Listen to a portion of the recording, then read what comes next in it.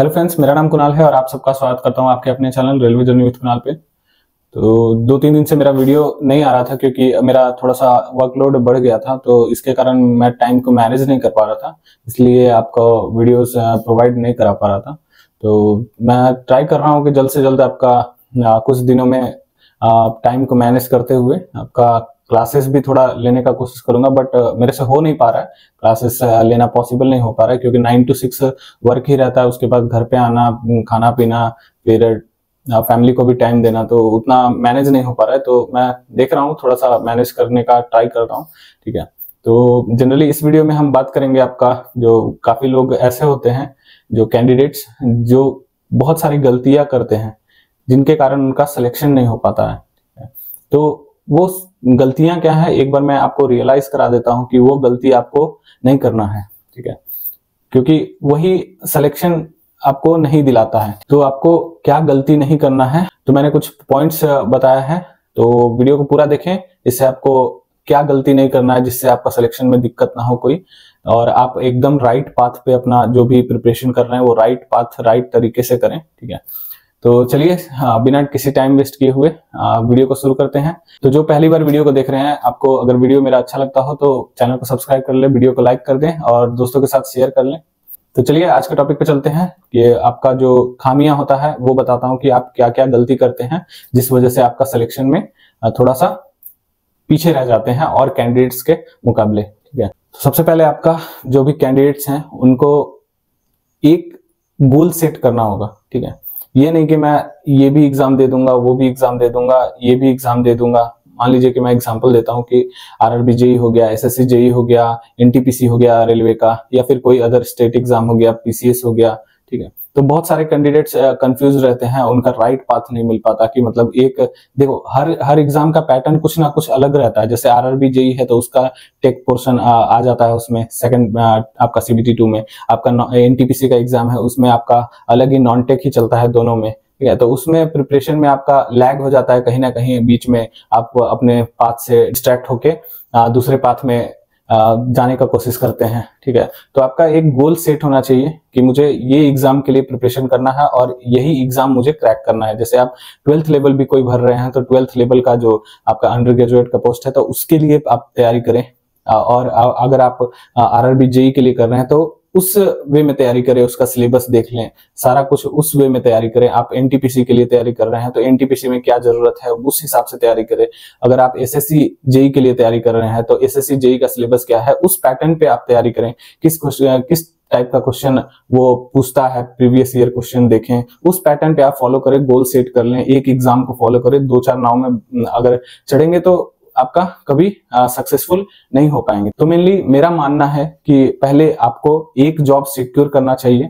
ठीक है, एक जॉब सिक्योर कर लिया, उसके बाद मान लीजिए कि आगे आपको पढ़ने का मन है, कुछ भी का मन है, तो पहले आप एक जॉब सिक्योरिटी ले लीजिए, उसके बाद अपना पढ़ाई कंटिन्यू आगे करते रहिए। ऐसा नहीं है कि जॉब के बाद आप पढ़ नहीं सकते हैं, टाइम नहीं मिलता है। 8 आवर्स का जॉब रहता है, नेक्स्ट आपका 16 आवर्स आपके पास है, 8 आवर्स स्लीप कर लीजिए, 4-5 घंटे पढ़ लीजिए, तो वो इनफ होता है जॉब के साथ। ठीक है, तो एक राइट पाथ चूज कीजिए, राइट गोल सेट कीजिए कि किस एग्जाम का मुझे अच्छे से तैयारी करना है और वही सेट करके आगे बढ़िए। ठीक है, तो नेक्स्ट पॉइंट है मेरा कि जो भी आप एग्जाम देने के लिए जा रहे हैं, मतलब किसी भी एग्जाम का प्रिपरेशन कर रहे हैं, तो उसका सिलेबस पहले डाउनलोड कर लीजिए। बहुत लोग ऐसे होते हैं, बहुत कैंडिडेट्स ऐसे होते हैं, स्टूडेंट्स ऐसे होते हैं कि उनको पहले सिलेबस ही नहीं पता है कि सिलेबस क्या मुझे पढ़ना है।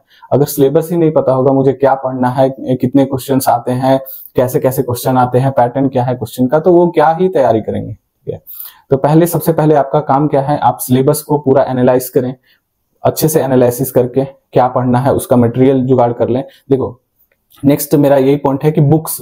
ठीक है, बुक्स आपको कौन से लेने हैं। देखो बहुत सारे लोग यूट्यूब पे देख के सजेशन देते हैं कि ये बुक कर लो, मैंने जैसे तैयारी किया था ये बुक फॉलो कर लो, इससे हो जाएगा। या कोई और यूट्यूबर है वो आपको बताते हैं कि ये बुक फॉलो कर लो, इससे आपका निकल जाएगा। ऐसा बिल्कुल नहीं है। ठीक है, जो कोई भी फॉलो करना है तो एक ही बुक फॉलो करना है। ऐसा नहीं कि आप मैंने बताया वो भी फॉलो कर लिया, उसने बताया वो भी ले लिया और लेके और बस रख दिए और उसको पढ़ता कोई नहीं है। ठीक है, तो एक बुक फॉलो करें, सेम चीज दिया रहता है। ऐसा कुछ नहीं है कि आपको लुसेंट में अलग दिया रहेगा, अरिहंत मान लीजिए अरिहंत का ले रहे हैं तो अरिहंत में अलग दिया रहेगा। सेम चीज है, साइंस है तो फिजिक्स केमिस्ट्री बायो तीनों में सेम चीज ही दिया रहेगा, थोड़ा बहुत कंटेंट का ऊपर नीचे होता है, बाकी आपका कुछ मेजर चेंजेस नहीं होते हैं। तो कोई भी एक अच्छी बुक फॉलो करें, ठीक है, एक ही फॉलो करें, हर एक सब्जेक्ट का कोई एक ही टीचर का फॉलो करें, अगर टीचर पसंद है तो टीचर का आप फॉलो करें, अगर आपको बुक्स पसंद है तो बुक्स फॉलो करें, ठीक है। नेक्स्ट क्या है, नेक्स्ट है आपका जो भी आप तैयारी कर रहे हैं, जिस स्टेज में भी हैं, अभी स्टार्ट नहीं किए हैं तो स्टार्ट कर लीजिए, क्योंकि एग्जाम कभी भी हो सकते हैं। ये नहीं मान के चलिए कि मेरा नोटिफिकेशन एग्जाम का आएगा तभी मैं स्टार्ट करूंगा, तब तैयारी करूंगा, तब तक आप मतलब बहुत लोगों से बहुत ज्यादा पीछे हो जाएंगे, ठीक है। तो अभी से तैयारी स्टार्ट कर दीजिए, अपना जो भी है, जितना भी आपके कैपेसिटी है उस हिसाब से आप तैयारी में लग जाइए, ठीक है। तो सबसे पहले सिलेबस क्या करना है, सिलेबस डाउनलोड करना है, नोट डाउन कर लेना है, बुक्स अरेंज कर लेने हैं, मटेरियल पेड कोर्स लेना है तो आपको समझ में नहीं आता बुक्स से तो पेड कोर्स ले लीजिए, फ्री कोर्स करना है तो यूट्यूब पे बहुत सारे फ्री कोर्सेस होते हैं, वहां से पढ़ लीजिए, ठीक है। तो टॉपिक वाइज एक एक टॉपिक, मान लीजिए मैथ पढ़ रहे हैं तो एक चैप्टर मैथ का कवर किया, उसका ऑब्जेक्टिव पूरा लगाना है कि कौन सा ऑब्जेक्टिव आ रहा है मुझे, मतलब डिफरेंट टाइप ऑफ उस चैप्टर के क्वेश्चंस आपको करने हैं, ठीक है। उससे आपका जो याद करने का क्षमता है या फिर फॉर्मूलेज आप याद नहीं कर पाते हैं, वो फॉर्मूलेज ऑटोमेटिकली जब आप डिफरेंट टाइप के क्वेश्चंस करेंगे तो वो ऑटोमेटिकली आप बाद में अगर सेकंड टाइम अटेम्प्ट करते हैं उसको तो नॉर्मली कर पाएंगे, कोई दिक्कत नहीं होगा आपको। फर्स्ट टाइम अगर नहीं आता है, फर्स्ट टाइम आप पूरा देख के कीजिए, सेकंड टाइम 50% करेंगे, थर्ड टाइम में आप 100% श्योरिटी देते हैं कि आप कर लेंगे, ठीक है। तो सब्जेक्ट वाइज आप एक एक चैप्टर कवर करें, उसका ऑब्जेक्टिव लगाएं, ठीक है। ऑब्जेक्टिव लगा के उसका PYQ भी लगाएं, जिससे आपको पैटर्न का एक अनुमान लग जाएगा कि किस पैटर्न पे मतलब क्वेश्चन आते हैं, कितना लेवल रहता है, इजी रहता है, मॉडरेट रहता है, हाई लेवल रहता है, तो उससे एक आइडिया लग जाएगा। तो सबसे पहले सब्जेक्ट एक चूज करें, आप टॉपिक उसका पढ़ें, उसके बाद ऑब्जेक्टिव उसका लगाएं, वो चैप्टर का, प्लस उसका PYQ करें, ठीक है।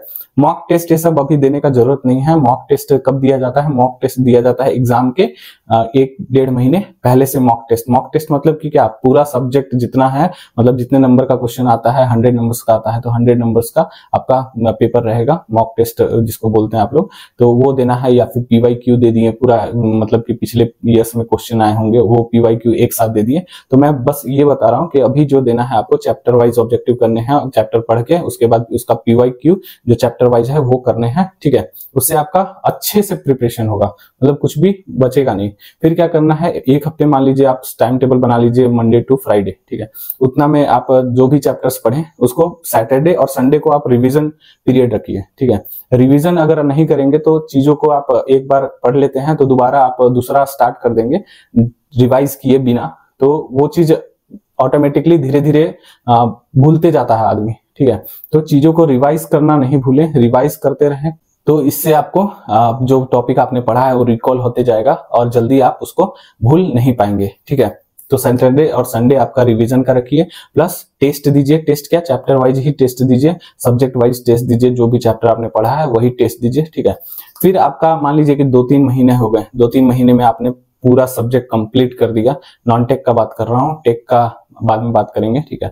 तो जो भी आप सब्जेक्ट है वो पूरा कंप्लीट कर लिए, उसके बाद आप ट्राई करें कि मॉक टेस्ट दे।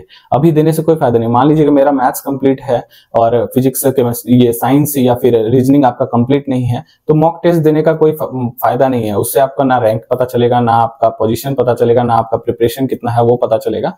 तो सबसे पहले अपना जो भी 2-3 महीना है वो यूटिलाइज अच्छे से करें और सिलेबस को पूरा कंप्लीट करें। उसके बाद आप पूरा मॉक टेस्ट जो होता है वो मॉक टेस्ट लगाएं, उसका टेस्ट का एनालाइज करें अच्छे से, जो भी इंपॉर्टेंट पॉइंट्स हैं उसमें गलती हुआ है वो नोट डाउन करें, एक्यूरेसी मेंटेन करें, तुक्का नहीं मारें, ठीक है, क्योंकि तुक्का मारने से एग्जाम नहीं निकलता है, ठीक है। तो आप टेस्ट को अच्छे से एनालाइज करेंगे, उसको री अटेम्प्ट करेंगे, एक बार एनालाइज करके अच्छे से, फिर वापस से मतलब 1 हफ्ते के बाद वापस से उस टेस्ट को फिर से अटेम्प्ट करेंगे कि मेरा कुछ उसमें इंप्रूवमेंट हुआ है कि नहीं, ठीक है। तो ये सारे मिस्टेक्स जो हैं वो आपको नहीं करना है। और जो मैंने बताया सही तरीका जो है एग्जाम को निकालने का, ज्यादा टफ एग्जाम नहीं है रेलवे का। 2-4 महीने अगर अच्छे से मन लगा के पढ़ेंगे आप लोग, सिस्टमैटिक वे में पढ़ेंगे, स्मार्ट वे में पढ़ेंगे, तो आराम से आपका सब कुछ कवर हो जाएगा, ठीक है।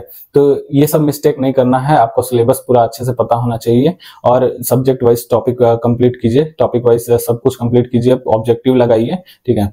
तो होप सो आप लोग को वीडियो अच्छा लगा हो। वीडियो मेरा अच्छा लगता हो तो वीडियो को लाइक कर दें, चैनल को सब्सक्राइब कर ले। मैं ऐसे ही अच्छे अच्छे कंटेंट आपको लेके आता रहूंगा। तो नेक्स्ट वीडियो में मैं आपको बताऊंगा कि जो आपका आरआरबी, जेई, डीएमएस बेटर है या फिर एनटीपीसी का स्टेशन मास्टर या फिर गुड्स गार्ड या फिर सीनियर क्लर्क हो गया, जूनियर अकाउंट असिस्टेंट हो गया, ये बेटर है। तो किस पे आपको ज्यादा फोकस करना चाहिए, नेक्स्ट वीडियो ये रहेगा मेरा, ठीक है। उसके बाद मैं वेटिंग लिस्ट का एक वीडियो कवर कर लूंगा, ठीक है।